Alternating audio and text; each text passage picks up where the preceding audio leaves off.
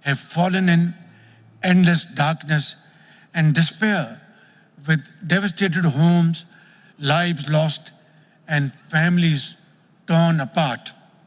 How long should humanity shut its eyes to hospitals being blown up along with injured women clutching the lifeless bodies of their infants?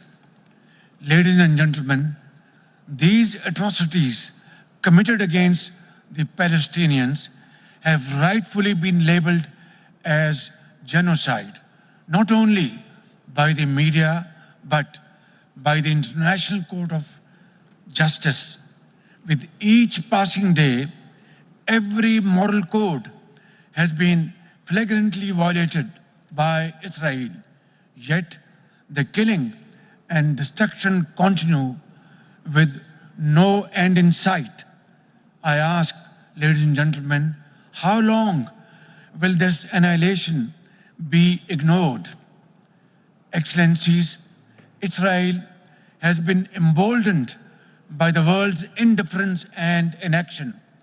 There is an utter disregard of humanity's repeated calls for a ceasefire, unhindered humanitarian relief, and protection of civilians, while houses, along with their occupants, are being blown up. The most sophisticated weapons continue to be supplied to Israel. Indeed, it has been assured of unconditional assistance and protection. Excellencies, the international humanitarian laws meant to protect the vulnerable have been torn to shreds. Humanity is being tested and failing.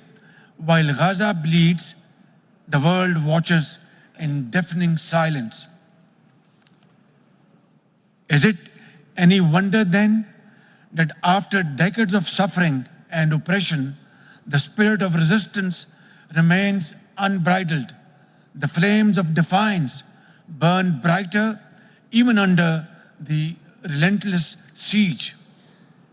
Excellencies, Pakistan stands firm in its commitment to Palestine's right to self-determination. We reiterate our unwavering support to establish an independent, viable, and contiguous state of Palestine with Al-Quds Sharif as its capital, based on the pre-1967 borders. This is the only avenue towards